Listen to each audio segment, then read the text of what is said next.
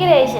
Bom dia. Bom dia, David. Bom dia, Duda. Bom dia, igreja. Bom dia para o pessoal de casa também. Que Deus possa estar iluminando a sua vida por completo. Amém. Que você todos os dias possa estar assistindo ao bíblico aqui conosco. Nós estamos aqui, estamos muito felizes porque você está conosco também. Porque você está assistindo e você está enriquecendo a sua alma também com esses textos que estamos lendo todos os dias. E nesse momento nós vamos nos ajoelhar. Convido que você possa se ajoelhar também e vamos orar ao Senhor.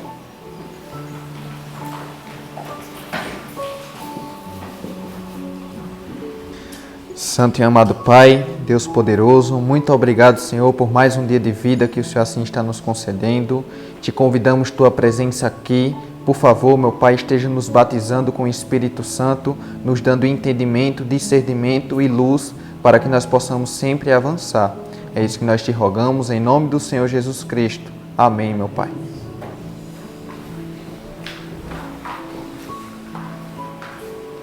Para quantos aqui Jesus é precioso? Para todo mundo Jesus é precioso. E para você de casa também Jesus é precioso. E nesse momento nós vamos cantar o hino de número 93. Precioso é Jesus para mim. Precioso é Jesus, o meu Rei Salvador. A Ele somente darei meu louvor. É fonte de vida, de força e vigor. Precioso é Jesus para mim. Precioso é Jesus para mim. Precioso é Jesus para mim. É meu Redentor, meu fiel protetor. Precioso é Jesus para mim. Jesus bate a porta do meu coração, espera paciente que dá-me o perdão, que seu sacrifício não seja em vão. Precioso é Jesus para mim. Precioso é Jesus para mim. Precioso é Jesus para mim. É meu Redentor, meu fiel protetor. Precioso é Jesus para mim. Preciosas promessas eu tenho no Rei. Com Ele no lar perene morarei. No reino de luz sua face verei. Precioso é Jesus para mim. Precioso é Jesus para mim. Precioso é Jesus para mim. É meu Redentor, meu fiel protetor. Precioso é Jesus para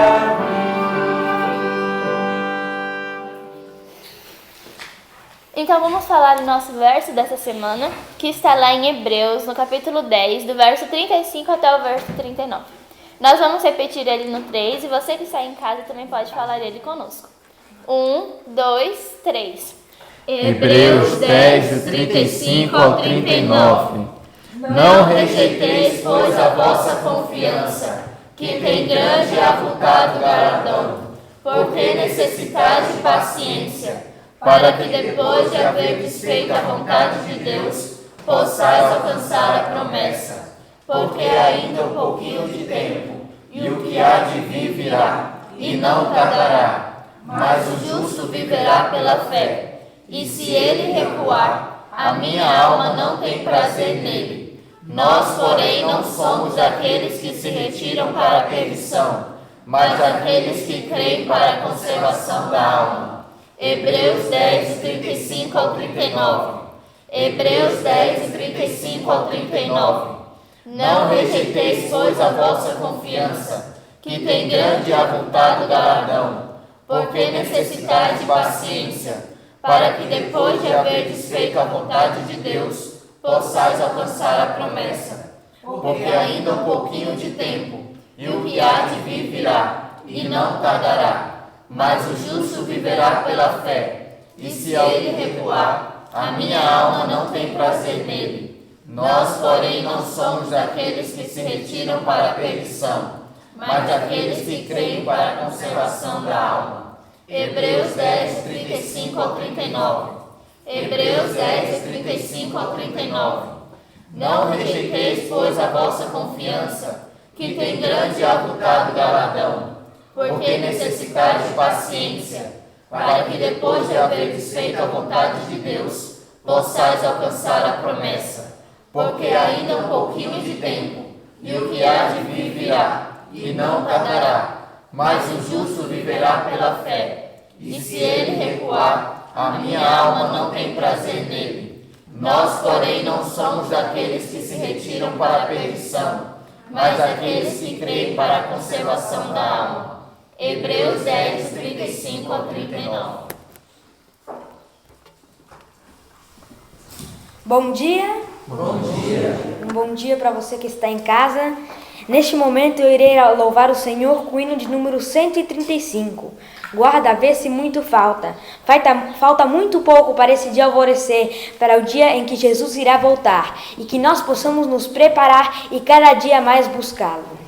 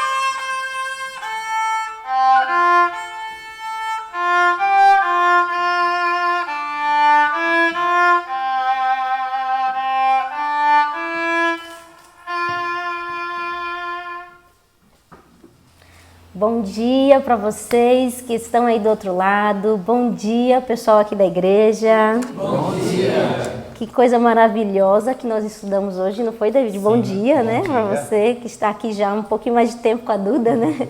Eu que apareci agora, para a gente comentar, para a gente meditar naquilo que Deus reservou para nós nesse dia de preparação, né? O que nós estudamos hoje? Nós estamos estudando Daniel, né? E hoje nós nos detemos no capítulo 4, um capítulo um tanto interessante, que não foi escrito por Daniel, né? Muito legal nós pensarmos nisso. E também no livro Profetas e Reis, nós estudamos o capítulo 41, certo? 42, isso, muito bem, a verdadeira grandeza. Nós vamos falar qual é realmente a verdadeira grandeza. E no PowerPoint que está aparecendo aqui, nós vimos no estudo de ontem com a professora Maísa, Daniel capítulo 3, que falava sobre a fornalha, né? Sobre a fidelidade dos nossos amigos, os companheiros de Daniel. E a maneira como o rei Nabucodonosor foi impactado pelo testemunho desses 3 jovens e a decisão que ele tomou, né?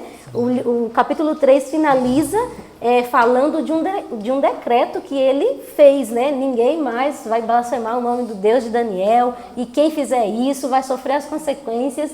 E parecia que Nabucodonosor estava agora decidido, né? Estava assim tão impactado com a religião daqueles hebreus que ele havia meio que assim dado um passo à conversão, né?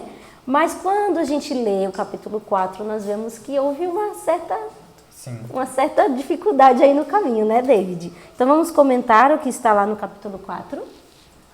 O interessante também, professora, é que a vida de Nabucodonosor foi tida como orgulho, reconhecimento. Orgulho, reconhecimento. Logo no capítulo 1, nós podemos encontrar, nos deparamos a imagem de um rei muito orgulhoso. Mas de acordo com quando ele teve a visão da estátua, ele reconheceu a soberania de Deus. Mas logo após, ele deixou o orgulho novamente dominar seu coração. Então houve aquele episódio lá dos 3 amigos de Daniel, onde ele teve o seu orgulho ferido e novamente ele reconheceu a Deus como soberano. Mas agora aqui no capítulo 4, novamente nós vemos um rei orgulhoso e que tinha como seu Deus suas próprias riquezas. Certa vez, um historiador contou a história de um homem que era tão pobre, mas tão pobre, que ele só tinha dinheiro. E se Nabucodonosor se depara com isso, né? Ele tinha muito dinheiro, muitas riquezas, mas infelizmente era pobre de caráter. A história de Nabucodonosor mostra que o que foi escrito em Provérbios 16, verso 18 é verdade. A soberba precede a ruína. Mas sabe o que eu fiquei pensando, David? Essa ruína, na realidade, foi uma bênção na vida de Nabucodonosor. Sim. Porque foi aí que ele realmente teve um encontro com Deus. Ele precisou passar por uma experiência amarga para poder render a sua vida completamente a Deus. Porque ele já estava meio que no caminho. Esses altos e baixos que ele passou já estava de maneira assim bem bonita. Os hebreus, o testemunho já estava impactando a vida dele de alguma maneira, né? E ele estava meio que resistindo. Mas aqui no capítulo 4, onde foi escrito pelo próprio Nabucodonosor, eu fiquei pensando, imagina só, o maior rei da terra se convertendo à religião de Cristo. Que testemunho, né? Que lindo, né? É muito difícil de ver uma situação dessa, mas aconteceu com o rei Nabucodonosor.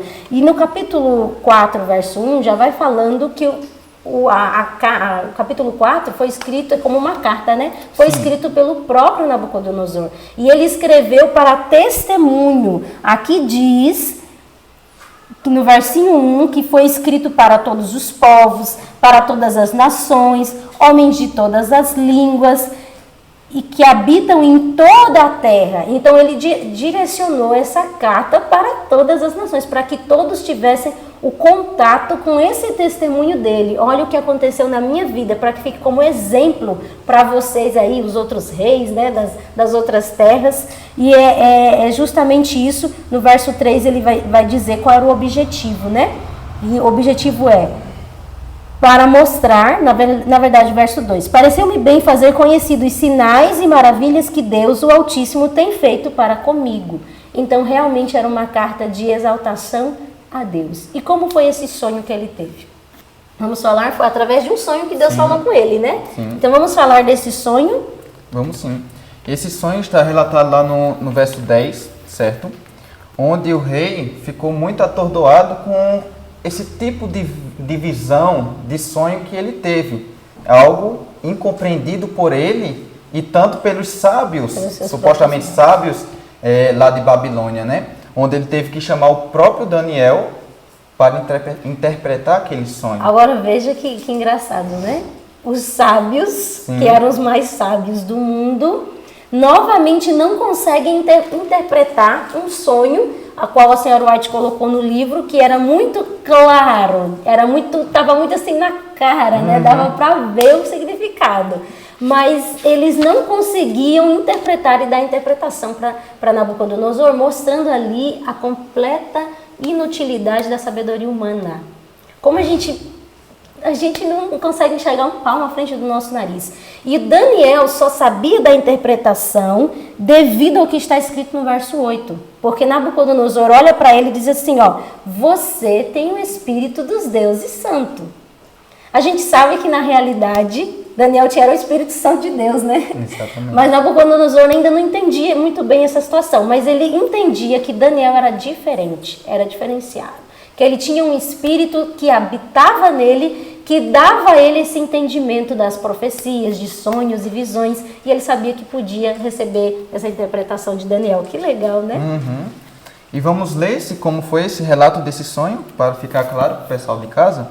A partir do versinho 10, vem nos falando um pouco como foi esse sonho, né? Fala que o rei viu uma grande árvore no meio da terra, cuja altura era muito grande, e crescia a árvore e se tornava forte, de maneira que sua altura chegava até o céu e era vista até os confins da terra.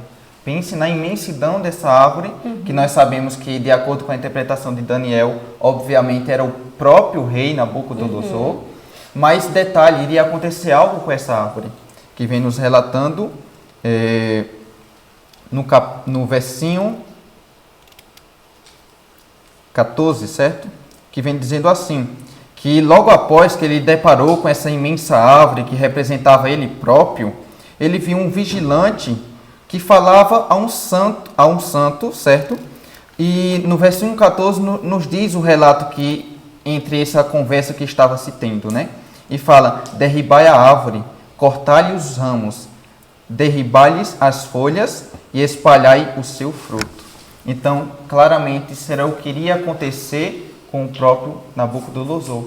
Não por conta que Deus era ruim, não por conta que Deus estava mandando um juízo vindouro de cara ao rei, mas tudo por consequência dos seus próprios atos deliberados de orgulho, querendo ser maior que o próprio Deus. E isso é algo terrivelmente errado. É verdade. E sabe, uma coisa que se destaca nessa história é a posição de Daniel frente ao rei mais poderoso da terra. Sim.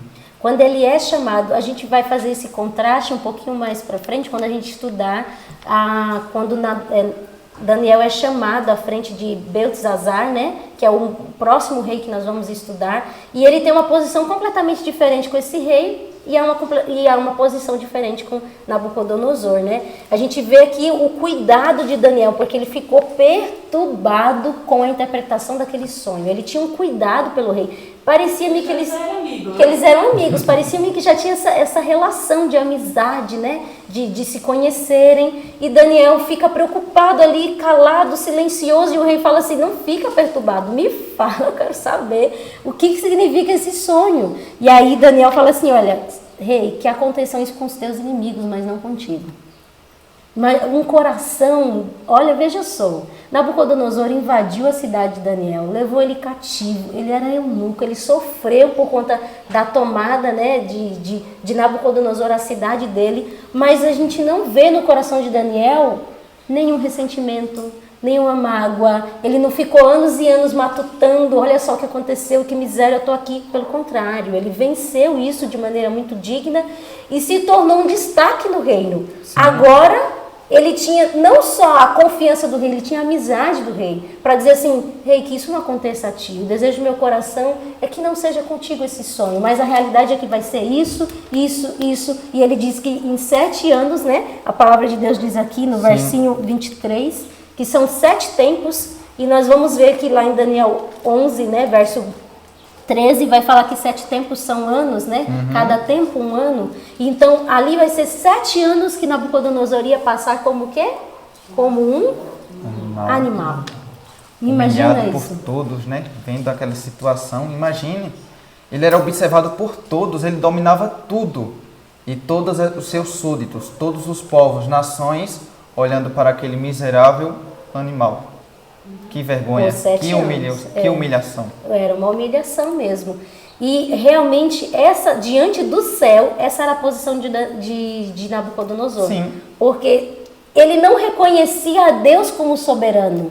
Então, diante do céu, ele era como um animal irracional, que não pensava. Porque só os que não reconhecem a Deus como soberano são os animais que não pensam, eles não entendem, né? E era essa a posição de Nabucodonosor, e foi assim que ele ficou por 7 anos, até reconhecer, como diz aqui, ó, na própria carta que ele escreveu, né?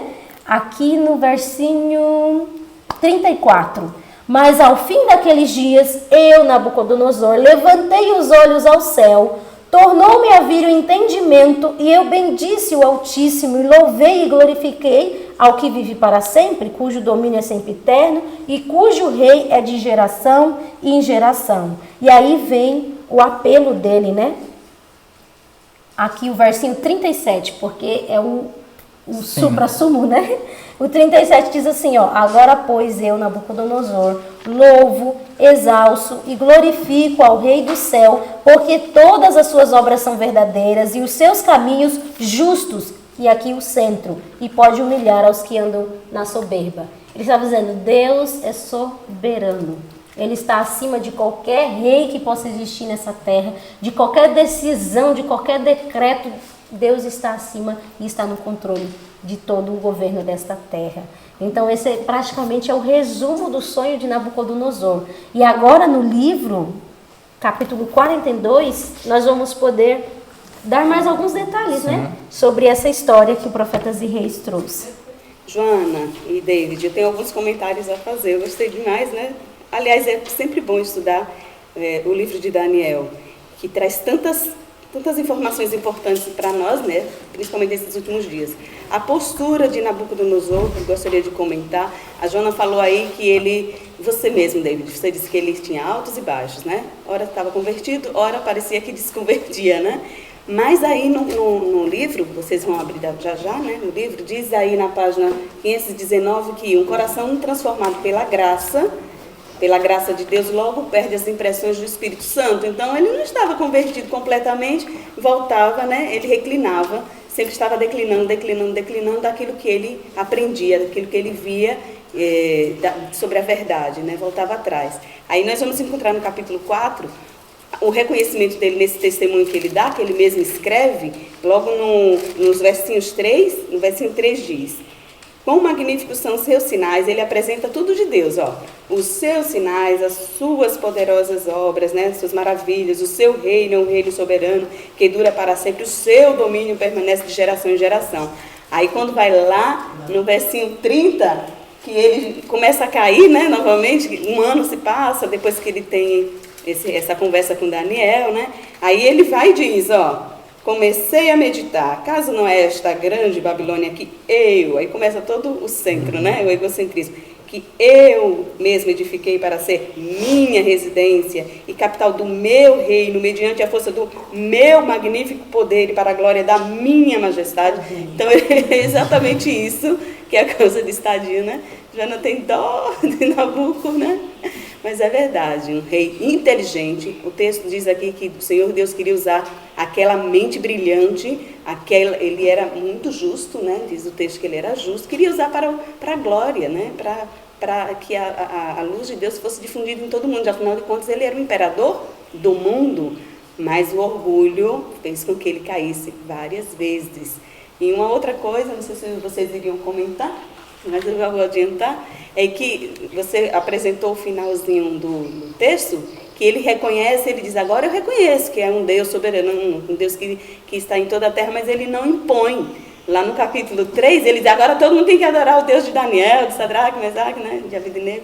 Mas nesse capítulo ele já não impõe. Ele reconhece que eu exalto a Deus, porque ele é isso.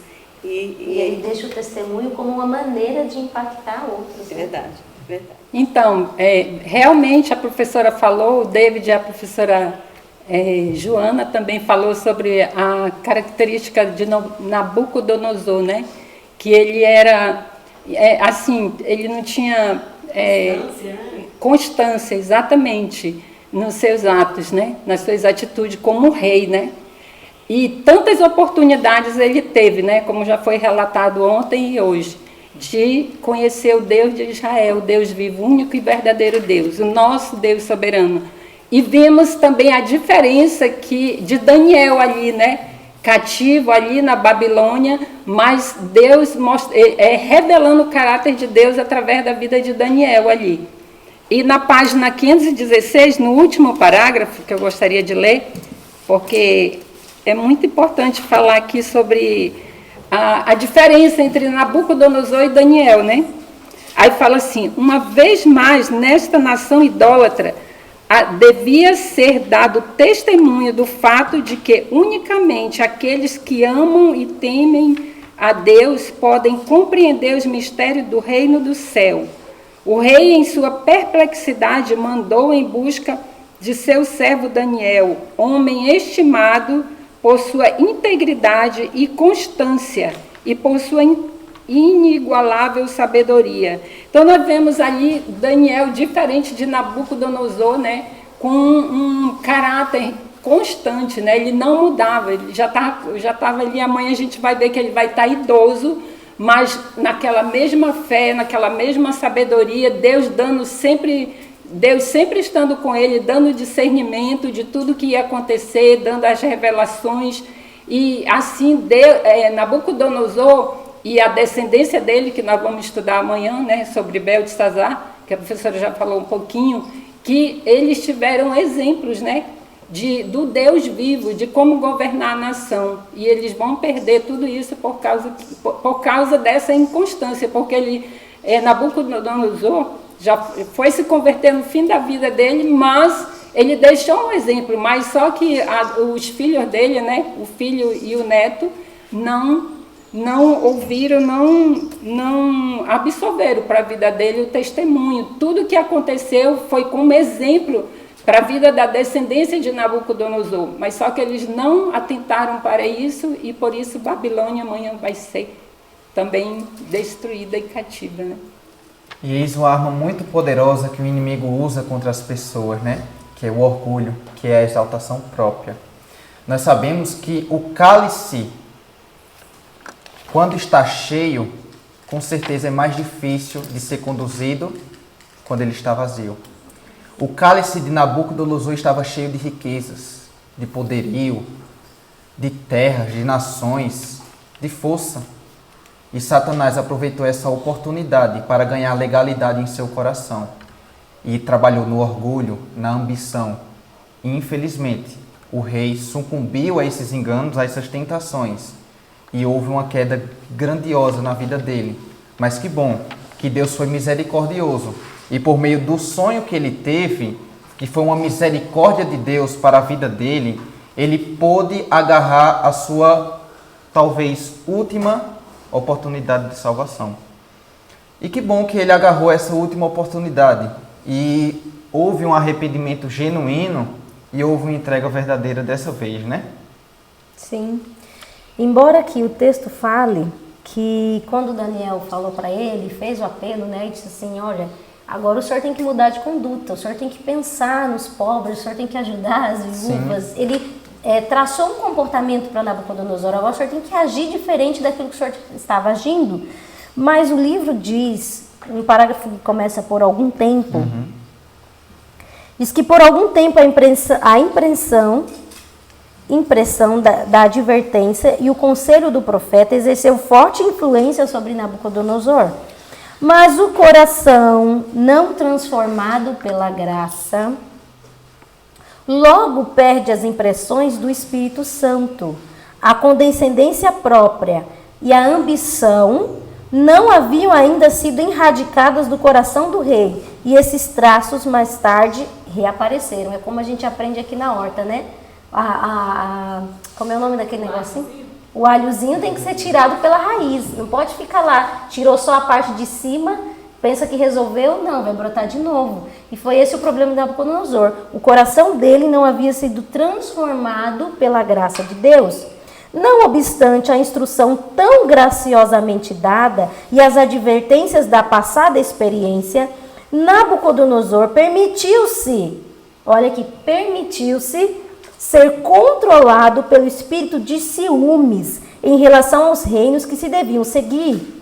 Seu governo, que até então havia sido em grande medida justo e misericordioso, tornou-se opressor.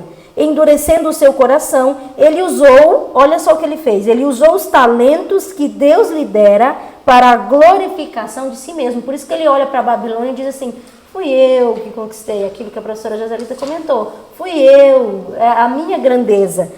Exaltando-se acima do Deus que lhe dera vida e poder. E por meses Deus adiou o juízo, por misericórdia. A palavra de Deus diz que foram 12 meses, né? Sim. E a cabo desses 12 meses ele estava andando ali pelo seu palácio e ali ele viu a glória de Babilônia e falou, opa, eu sou demais, olha só o que eu já conquistei até aqui. E é quando vem o juízo, acabou, chegou o prazo. A palavra de Deus diz que havia um tempo indicado por Deus de tolerância. E aquele tempo havia chegado para Nabucodonosor. Agora ele teria que sofrer as consequências da sua desobediência, de não ter se entregado a Deus. E quantas oportunidades Deus nos dá para sairmos do caminho da desobediência, porque a gente sabe quando a gente está errado. A palavra de Deus é clara em dizer que nós ouvimos uma voz por detrás que diz: este é o caminho, andai por ele. Então ninguém está no erro sem saber que está errado. Deus, ele alerta, ele fala, ele chama. E isso são oportunidades do céu. Para a gente não sofrer as consequências, Nabucodonosor não precisava de 7 anos vivendo como um animal. Ele não precisava, se ele tivesse reconhecido a Deus antes do sofrimento, antes da dor. Eu acho impressionante que Nabucodonosor ele tenha chegado a essas atitudes e Deus tenha constituído ele como um grande rei favorecido, de certa forma, diante do céu. Porque apesar de Nabucodonosor ser idólatra por nascimento e por educação, ele tinha algumas características, como a professora Roselita comentou, que eram extremamente positivas. Ele tinha um senso inato de justiça e do direito, e o que eu gostaria de salientar, que diz que esse senso que provinha de dentro dele, de justiça e direito, tornava possível Deus usá-lo. Tornava possível Deus cumprir o propósito divino na vida dele. Então, apesar de ele ter sido nascido numa religião falsa, sendo educado numa religião falsa, ele tinha algumas características que tornava possível Deus usá-lo. Então, Deus ele é tão amoroso, tão paciente, tão compassivo, e os propósitos dele são tão mais elevados que os nossos, tão mais elevado que a nossa vida, que mesmo às vezes a gente andando desregradamente, mesmo às vezes a gente andando insensatamente, sem saber o caminho, Deus ainda olha para a gente com misericórdia, com bondade, e vê as coisas boas que Ele pode utilizar na gente para nos elevar, para nos transformar, para modificar e para que os propósitos dele se cumpram na nossa vida e até na vida de outros, pois Nabucodonosor ele foi usado. Não somente essa experiência dele não serviu somente para a salvação dele, mas para a salvação, como vocês comentaram, de nações, de povos, de reinos. Então Deus utilizando uma pessoa pagã para evangelizar aos povos, diferente do que muitos outros reis de Israel fizeram, mesmo nascendo na religião verdadeira, tendo educação verdadeira, fizeram o que era mal. E Nabucodonosor, de certa forma, fez ao contrário disso. Como que nós poderíamos pensar que um rei que antes era pagão poderia hoje, depois de tantos anos, nos trazer exemplo até mesmo para os nossos dias? Nabucodonosor desfrutou de grande misericórdia de Deus. E ele foi atacado por uma doença que os gregos denominam ela como licantropia.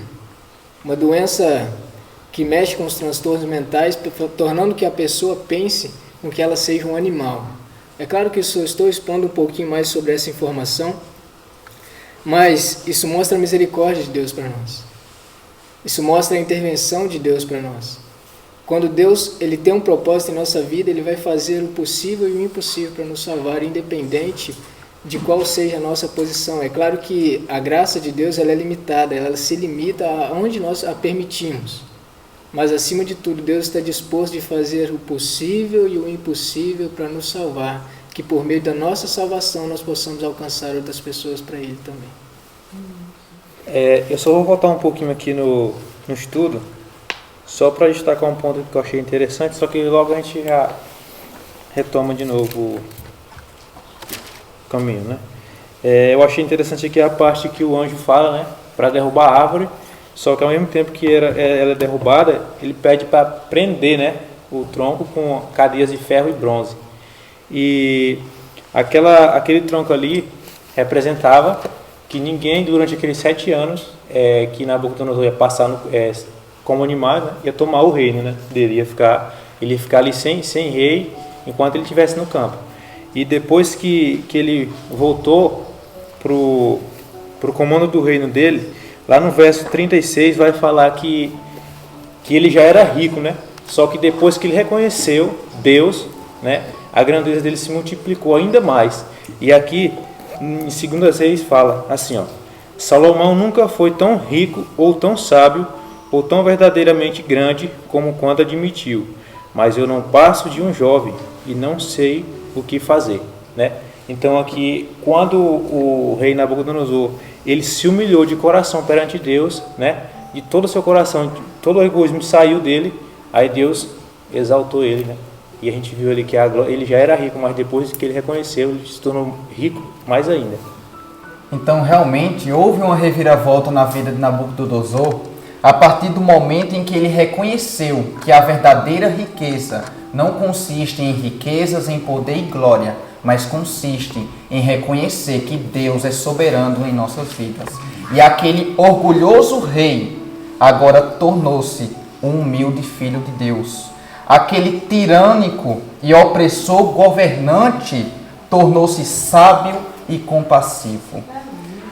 Tudo isso foi proporcionado porque ele deixou Deus atuar e transformar a vida dele. Será que o mesmo Deus que transformou a vida de Nabucodonosor não quer transformar a sua vida? Eu convido você a ter uma experiência real e nítida com esse Deus.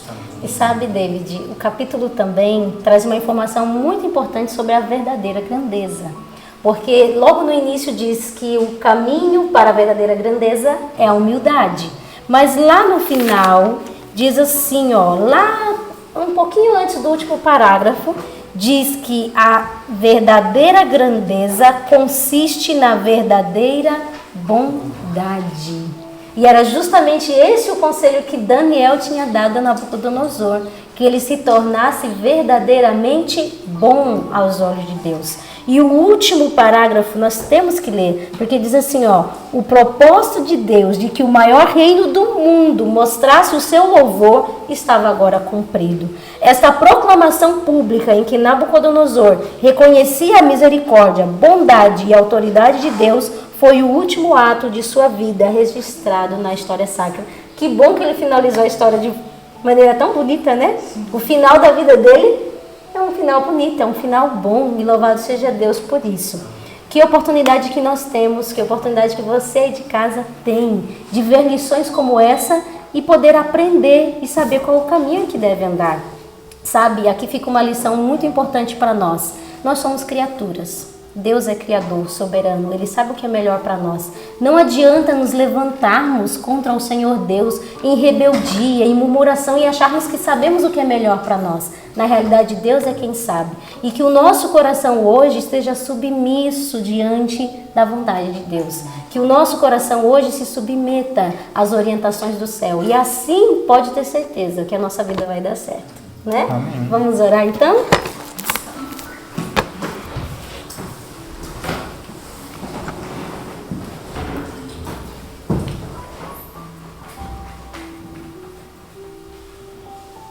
Santo Deus, amado Pai, nós queremos agradecer ao Senhor pela oportunidade que o céu nos está dando hoje, por termos recebido do Teu Espírito Santo para compreendermos a Tua Palavra, por termos recebido tantas orientações de como acertar, de como fazer dar certo a nossa história. Pedimos, Senhor, que no dia de hoje o Senhor também coloque dentro do nosso coração o realizar. Nos dê força, Pai, para buscarmos a Tua presença e andarmos em retidão diante de Ti.